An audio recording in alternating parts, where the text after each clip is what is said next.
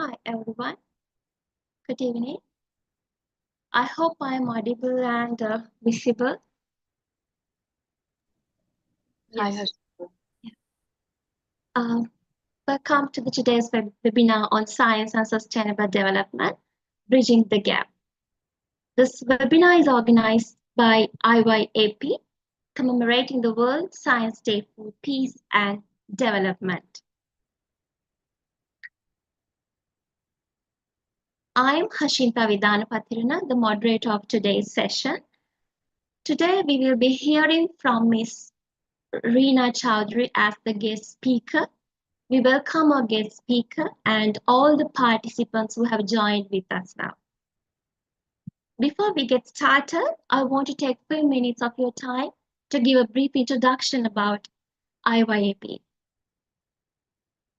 IYAP is a youth-led organization which empowers young people to become leaders in promoting peace, democracy, and social cohesion through advocacy, education, and various programs. It operated across South Asia, promoting inclusivity, democracy, and human rights. Today, IYAP has grown into a structured organization and it's one of the leading youth-led organizations in the country and South Asia.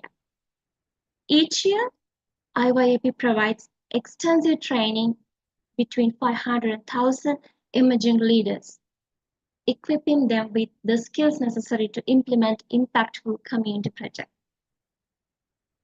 IYP has organized a series of webinars to promote peace, democracy, and social cohesion.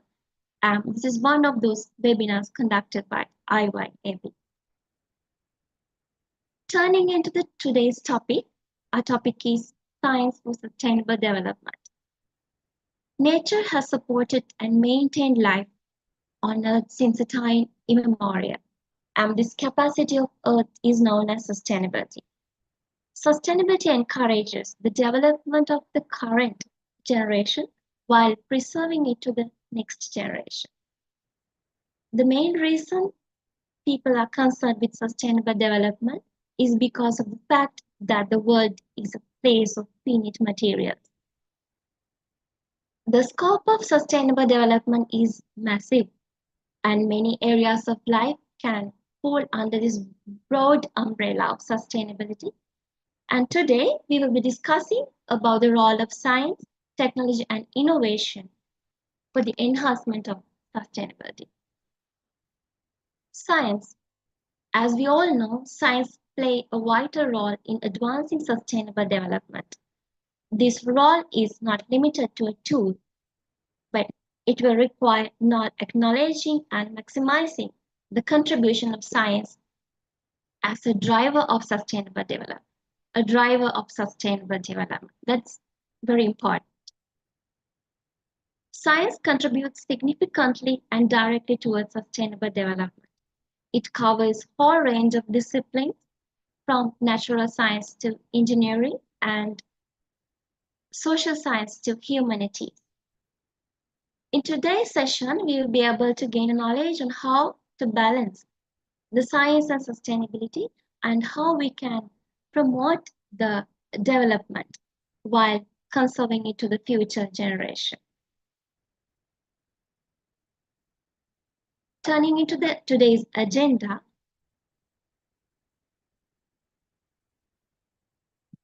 there will be the guest speaker speech for around 20 minutes and followed by a Q&A session which will last for 10 minutes, and thereafter the floor will be open for the audience for their questions which will last for 10 minutes.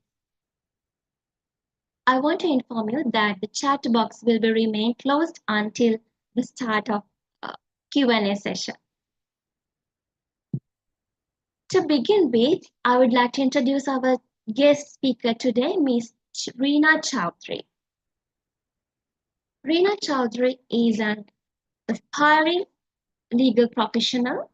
Reena is an active member of several professional organizations, including ABA, Young ICCA, VIPO, Young ADR, and YIAG. She has completed various specialized training programs such as Civil Commercial International Mediation and Basic Mediation Training and has gained certificates in social psychology. Reena's ADR experience is extensive. She has conducted training sessions, judged numerous international mediation competitions, and contributed to the field through her role as a peace ambassador at YCA and her involvement with various moot court competitions. Her leadership skills are evident in her position as convener of the ADR cell and ADR advocacy director at Maldives Moot Court Society. Her diverse experiences and dedicated involvement in legal and ADR fields position her as a promising and dynamic professional in the legal community. We warmly welcome as the chief guest of our today's webinar, Ms. Reena Chowdhury, and also we warmly welcome all the participants, both registered attendees and live streaming audience who have joined with us today. So I'm going to hand over this floor to Ms. Reena. Ms. Reena, this floor is yours. Hi, good evening, everyone. Hi, Hashintha, and thank you so much for a lovely introduction. So just before we begin, I just wanted, to know, to tell you that I'm also a student currently, and I've majorly worked in the area of ADR, not in science, though I'm a science student, but I hope that I would be able to give my perspective regarding how sustainability and science and peace can be interlinked. So, for the today's topic, and before that, I'm really honored to be part of this panel discussion here today. And thank you for so much for extending the invitation to me.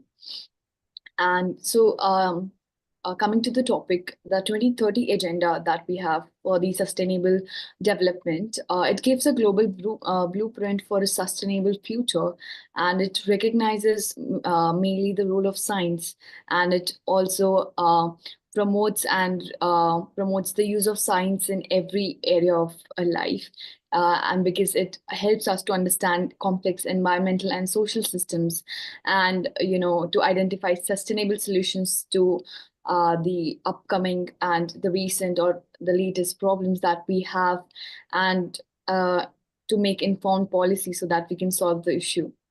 And also, however, bridging the gap between scientific knowledge and policy implementation remains a significant challenge, particularly for developing countries, because they do have different priorities at the moment, and that is why the long-term goals are not given that much importance. However, it is the need of the hour, I believe so.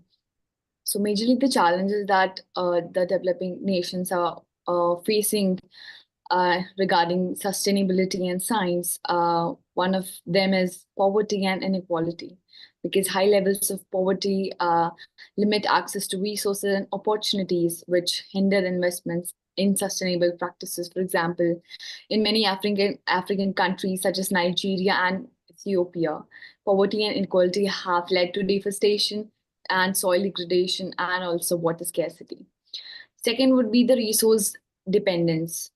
Many developing countries rely heavily on natural resources such as minerals, timber, and agricultural products for their economic growth, and due to which it leads to overexploitation of these resources, and they ultimately lead to environmental degradation, loss of biodiversity, and long-term economic stability. And the recent surge in demand for the lithium, cobalt, and other minerals for EV batteries, as we are transitioning from the lithium-ion batteries to the electric vehicles.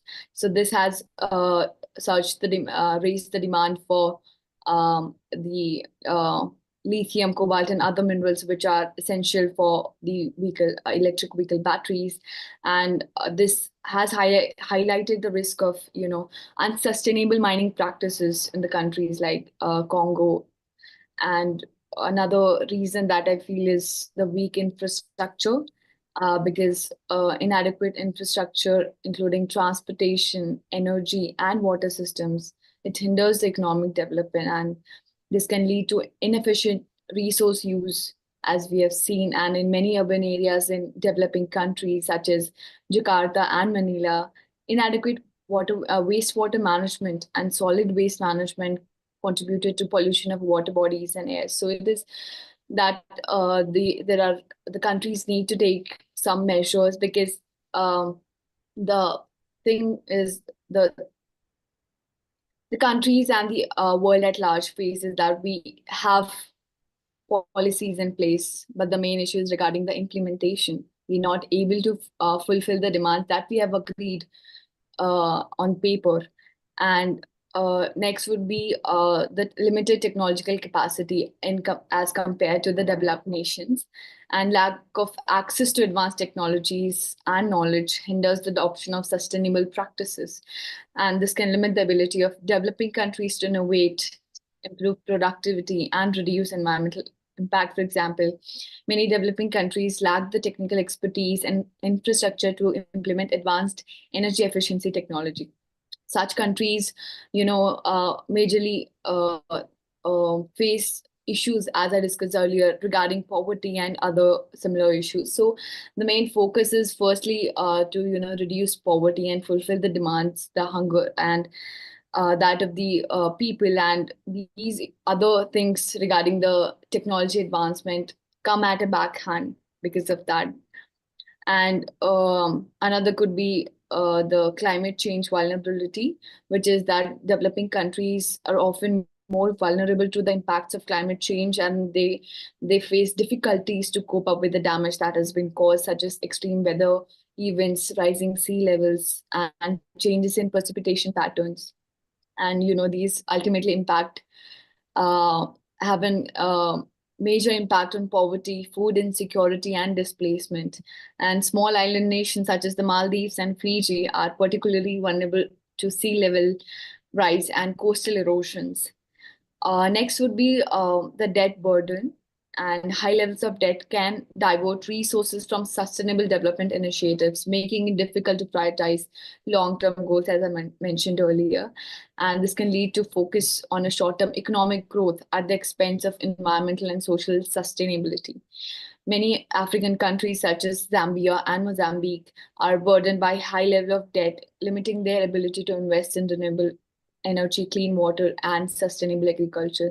And also, we can see the example of Pakistan, because they do have a lot of debt burden and their priorities are different. So, as I said earlier, these are things that we are talking about the future generation. These come at a back end because you're not able to fulfill the demands of the present population of your nation. And so there comes the difference in comparison to the developed nations. Another thing is how science, would help to drive solutions for sustainability. As you all know about the renewable energy technologies, they have, had a major impact and in the transition.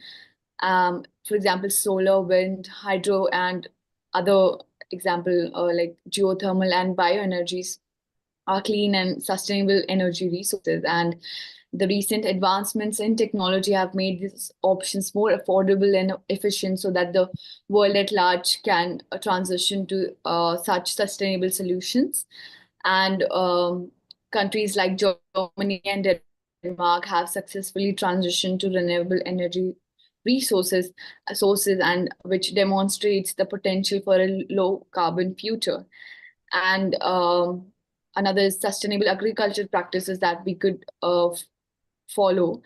For example, precision agriculture and sustainable livestock production can enhance food security and ultimately would reduce the issue of hunger. And to some extent, I believe it would contribute to poverty, as it seems, and it will also reduce environmental impact, because um, and it would improve rural livelihood, because such the people living in rural areas majorly depend on the nature for their demands and the basic needs to fulfill them. And For example, the countries like Costa Rica and Brazil have implemented successful sustainable agriculture practices, and other nations also have done similar things, such as agroforestry and organic farming. And so it's not that the things are not going around, nothing is working. It's just that it's taking time because of and also, for example, we can take the recent one, which is the COVID-19, which has a severe impact on all the economies and majorly the developing economies. It had been a major setback because they had to it was the primary concern was to handle the situation at hand, and no one was thinking about the SDGs or the what would we be doing for long term, because they were not able to protect or able to help the help the people during the pandemic. So the SDGs had taken a back seat, and so this has delayed the delayed in the achievement or the fulfilling the 2030 goals because of this, and so it would take a bit longer to achieve those goals as far as the present is concerned. And another would be some recommendations that I think could be used is, um, first of all, we could encourage collaborations between scientists from different disciplines, such as natural science, social science, to address some complex issues. And we could invest more in scientific research, and we could categorize and allocate adequate funding for basic and applied research. And also we could facilitate effective communication and knowledge exchange. We do have conferences and other things at hand for discussing various recent issues regarding sustainability and science and tech advancements. And also we could promote, as the organization IYAP is doing, promoting science for sustainable development, and how it is important for all of us to, have or contribute to the extent that we can. So I think that could be a another aspect that we have to look upon and work upon. And because public at large, or the people, do not have that kind of mindset in the present era, I believe, in the modern era, that people only think about using and limiting the resources to themselves, and they're not thinking about the future generations and sustainability. And I think we need to promote those, and it all starts from the grassroots level in your community, in your school, in your area, in your state, maybe in your city, whatever we can and we are able to do. And I think awareness is the first step to achieving anything. And next would be, we could, utilize data and evidence-based approaches to make informed policies. And if we need changes in the past policies that we have here, and as I said, public awareness is the most important, I think, to start with. And if we talk about, because my area of expertise is ADR and peace. So I would, link that to sustainability as well. So I feel that sustainability and peace are deeply interconnected, and it forms a symbiotic relationship that influences global development and human well-being. And both are very essential to create a just, equitable society. For example, there was a there are certain cases where nations or people compete for scarce resources such as land, water, and it can exacerbate tensions and lead to conflict. For example, in India also, there was uh, a conflict regarding the division of the Indus water, that the river flowed from Pakistan to India. There was a huge conflict regarding that and the water management system. So it also led to raising tensions between the nations. So the country sat down, and they divided the manner in which they would be using it, and it had to a large extent, and mostly I believe completely, not completely, because issues are always there regarding one or the other thing. So it had to a large extent, made the tension go away. And so for instance, the another was the Nile River Basin, which had been a source of conflict between countries due to water scarcity. And so the sustainable water management practices helped them to mitigate the tensions. And as I explained in the India-Pakistan case as well, so sustainability also leads to reducing of conflict and ultimately peacekeeping. And uh, that is the, I believe, ultimate aim of United Nations, that all the nations coexist peacefully, and it will do whatever it takes to regarding other the different disciplines where the issues can arise. And second would be climate change and security, as climate change can exacerbate existing social and political tensions, leading to increased migration, food security, and conflict. For example, the Syrian civil war was partially attributed to a prolonged drought that devastated agriculture and displaced millions of people. And next would be economic inequality and social injustice, which could fuel social unrest and conflict.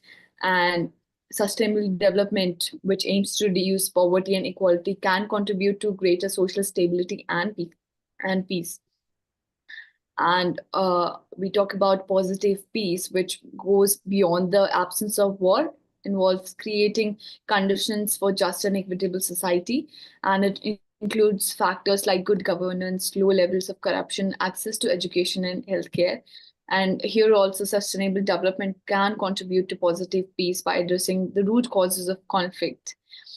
And how sustainability can promote peace is, we could foster cooperation between the countries. For instance, international cooperation on climate change and biodiversity conservation can promote diplomacy and reduce the risk of conflict. And second would be community empowerment. As I said, that sustainable development initiatives that empower communities can help build social cohesion and resilience. And by involving local communities in decision making process and providing them with the tools and resources to address their needs, uh, and there the sustainable development can contribute to peace building. So I think these two concepts are inextricably linked, and by addressing the root causes of conflict, which are such as poverty, inequality, environmental degradation, and which are the sustainable development goals we have for the 2030. So I think both can promote to fulfill the goal as well as create a more peaceful world. So this is what I think, and as I earlier said, science is not my major field, but I have tried to, convey the things I think are necessary and things that we can take up as recommendations, and work upon that, as today is the World Science Day, and we could make a bit of difference somewhere, because it starts from small efforts, and it's not that one person is doing everything. You all have to contribute somewhere, and it all begins with that. I think that's all from my side. Thank you. Yeah.